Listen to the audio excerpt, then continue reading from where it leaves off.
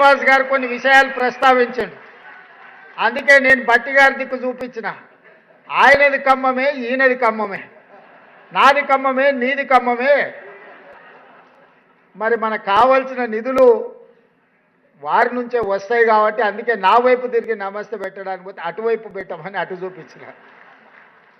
మా జగదీష్ వస్తే ఆయన మిత్రుడే పొన్నం ప్రభాకర్ గారు కాబట్టి ఆయన నమస్కారం ఆయనకి ఇప్పించిన క్యాబినెట్లో ఆయన చెప్పే విషయాలు ప్రస్తావించడానికి.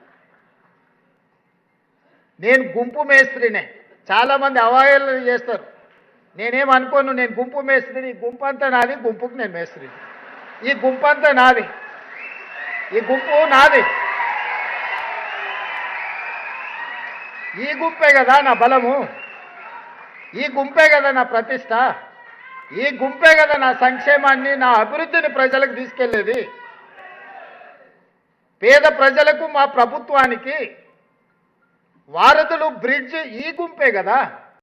అందుకే నేను గుంపు మేస్త్రిని అని చెప్పిన. కొంతమంది గొప్పలు చెప్పుకుంటారు, మేము దొరలమని, మా గడీలు ఉన్నాయని. అట్లాంటి పోకడలు నా దగ్గర ఏం లేవు.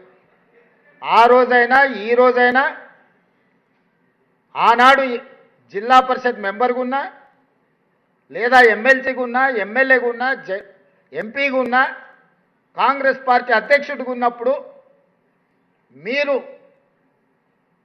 ప్రేమతో రేవంత్ అన్న అని ఏ విధంగా పిలిచిందో ఈరోజు ముఖ్యమంత్రిగా కూడా మీరు రేవంత్ అన్నగా పిలిస్తేనే నాకు ఇష్టం. ఇది శాశ్వతం. మిగతా అన్నీ వస్తుంటాయి, పోతుంటాయి. జెడ్పీటీసీ వచ్చింది, అది పోయి ఎమ్మెల్సీ వచ్చింది, అది పోయి ఎమ్మెల్యే వచ్చింది, అది పోయి ఎంపీ వచ్చింది, అది పోయి ఈరోజు ముఖ్యమంత్రి వచ్చింది. నా హోదా, నా పదవి మారొచ్చు, కానీ మీకు నాకు ఉన్న అన్నదమ్ముల అనుబంధం అనేది శాశ్వతం. అందుకే మీరు రేవంత్ అన్న అని ఏ ఉద్యోగం పిలిచినా, నేను ముఖ్యమంత్రి అయిన కొత్తలో మా అధికారులు కొంతమంది మీ ప్రతినిధులు వచ్చి రేవంత్ అన్న అని మాట్లాడుతుంటే, సార్ వాళ్ళకి మనం సార్ అని పిలవమని చెప్పాలి అన్నారు. అంటే నేను చెప్పిన అట్లా చెప్తే నీ ఉద్యోగం పోతుంది మొదలా అని. సార్ అనో దొర అనో పిలిపించుకుంటే పిలిచేటోడు మనసులో అనుకుంటాడు, దొరుకుతావు కదా బిడ్డ అని. అన్నాన్ని పిలిచిండంటే అది ఇష్టంతోనో ప్రేమతోనో పిలిచిన పిలుపు. నాకు అదే ఇష్టం.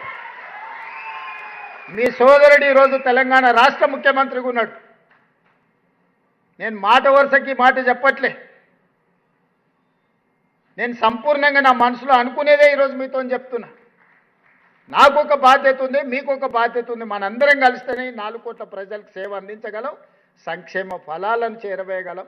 ఈ తెలంగాణ రాష్ట్రాన్ని దేశంలోనే నెంబర్ 1 రాష్ట్రంగా మనం తీర్చిదిద్దగలం. ఇవాళ మీరే ఆలోచన చేయండి. మారిందల్లా మా 17 మందిమే. ఉన్నది మీరే.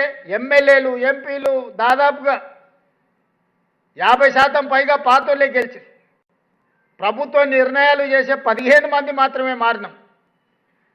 10 సంవత్సరాలు ధనిక రాష్ట్రంగా ఉన్న రాష్ట్రాన్ని 8,11,000 కోట్ల రూపాయలు అప్పు చేసి అన్ని రకాల సమస్యలను సృష్టించి 10 సంవత్సరాలలోనే 100 సంవత్సరాల కాలం చేయగలిగిన విధ్వంసాన్ని చేసి ఎక్కడిదక్కడ పడేసి నిత్యం 12 గంటలు పనిచేసే ప్రభుత్వ ఉద్యోగులకు మొదటి తారీఖు నాడు జీతభత్యాలు ఇవ్వని పరిస్థితి రాష్ట్రంలో ఉండేనా లేదా మీరే ఆలోచన చేయండి.